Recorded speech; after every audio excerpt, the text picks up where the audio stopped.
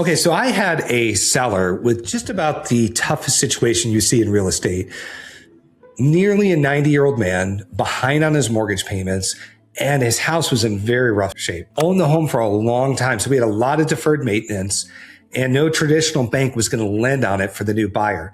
This turned our seller into the most common approach is they start looking for lowball cash offers. And he had exhausted every buyer out there.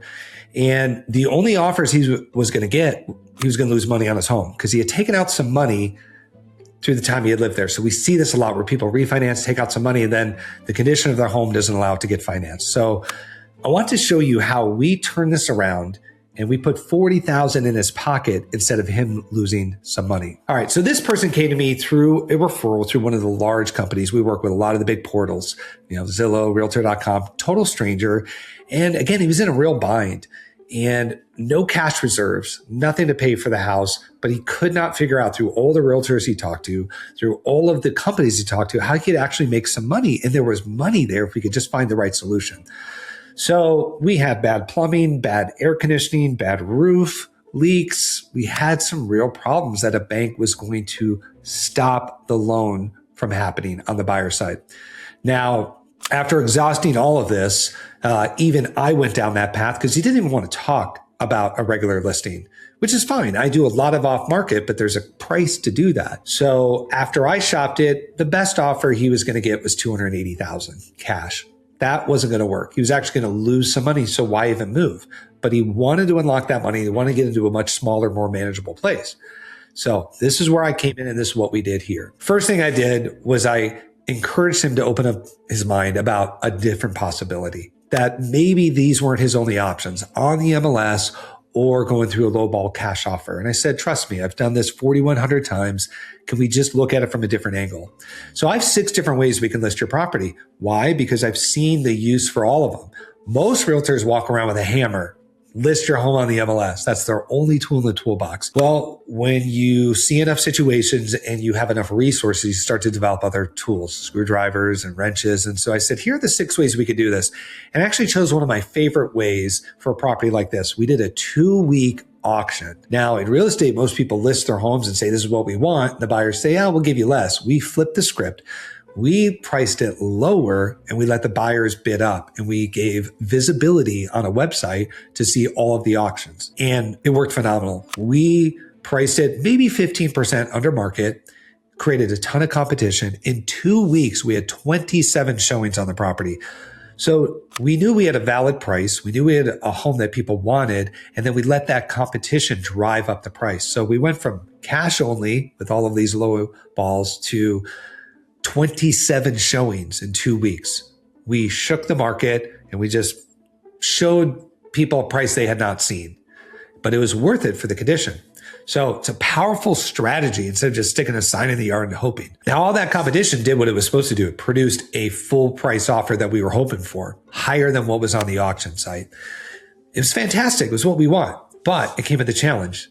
The only buyer that was willing to offer such a high price needed to get a loan and they needed to get an FHA loan. Most consumers are unaware that FHA comes with a set of inspections that the appraiser has to certify that the home is FHA ready. This home was not. And we couldn't do repairs. The seller didn't have money. Traditionally, in an inspection, the buyer says, Mr. and Mrs. Seller, will you please fix these things so we can buy your home? Couldn't do that in this situation. This is where most realtors have turned them down. They knew it was going to be this way. They knew they couldn't get it done. An inexperienced agent or an agent that doesn't sell a lot of houses, that's nervous about the commission, wants to get it sold, they're going to watch it fall apart. And so I've done a lot of these. And this is where an honest, straightforward way to solve it came in. What we did was I brought in all the vendors that I knew would need repairs on this. These are trusted vendors of mine, where we said, how do we work out an arrangement where we can get this paid through the closing of the sale so we can move forward? And the only hurdle we ended up having to solve was the roof. And the FHA said we need to get the roof done. We were able to set it up transparently, so title was okay with it. And we were able to get it paid post-closing, all legal, all straightforward, but it took a lot of hand-holding. I had to coordinate with all the vendors. I had to coordinate with the other realtor. I had to coordinate with title and lending to make sure this was all done correctly so the wrong person doesn't get the wrong impression and they shut it down. Maybe the underwriter says, no, we can't do this. So it took a lot of putting everybody on the same page to get all parties to know what we were doing and to make sure both brokerages were okay with it. And the realtor on the buyer side had never seen something like this before, and I had to coach them through how we were going to do this. So that's what we were able to do. Now, again, none of this matters without the negotiations to hold it all together. This had so many moving parts, and I needed people to trust me to be able to do this. So you had a seller with zero financial cushion. They were so tight on their money that despite knowing the rules of when to get out and when to do walkthroughs, when I called that seller to say we're going to close, he was still living in the house. He had a mattress because he didn't have money for a motel. That's how tight we were, to where an hour before closing is when he fully got out. Now, furniture was gone, everything was in storage, but he didn't have money to pay for a place to live. So that's how hard this was.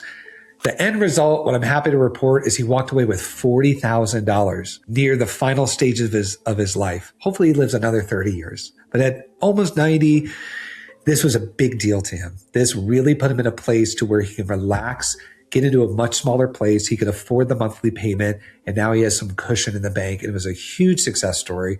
And we got him the most amount of money possible. The buyer was super happy.